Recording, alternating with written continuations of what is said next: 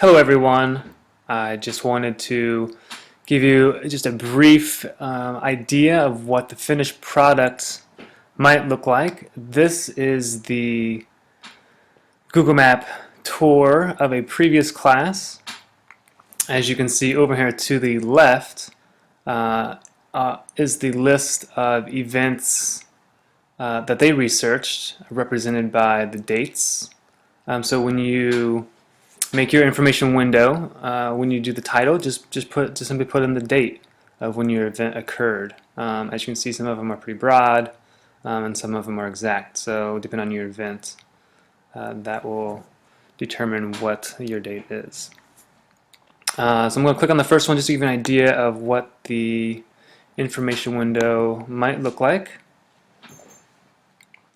As you can see, this student here did research about a secret communication to Congress that Jefferson sent to seek authorization for the expedition. And as you can see, there's a little paragraph that describes the photo that was embedded into the information window. It is cited, and as well as the student has a link to an outside resource for more information. And actually, this is just to see the full text of the letter.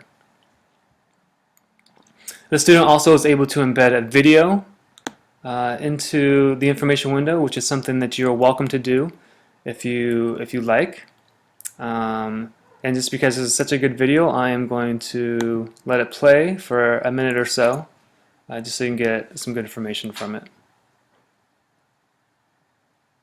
This is Jefferson. It's called Jefferson's Confidential Letter to Congress, and it certainly is more than it seems. It's often put with the collection of the Lewis and Clark Corps of Discovery materials, and essentially it's the letter where he asks money from Congress for getting money for the Corps of Discovery, and he asked for $2,500, but it's not till the very end. And what's interesting about it, and the reason I like it and I teach with it, is because it's clearly not about the money.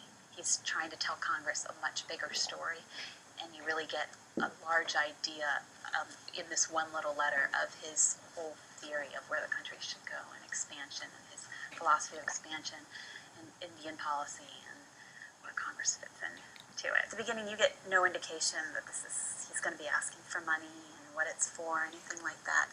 And but I think the most important phrase here is that he ends with the public good, because that's going to be a theme throughout the letter. Then he says, the Indian tribes residing within the limits of the United States have for a considerable time been growing more and more uneasy at the...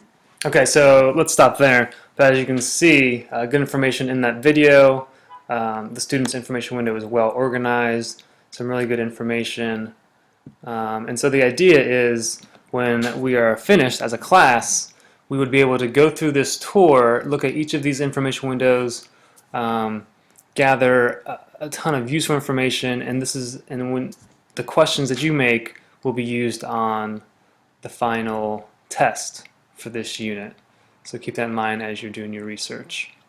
Okay, so that is it. I wish you luck and have fun.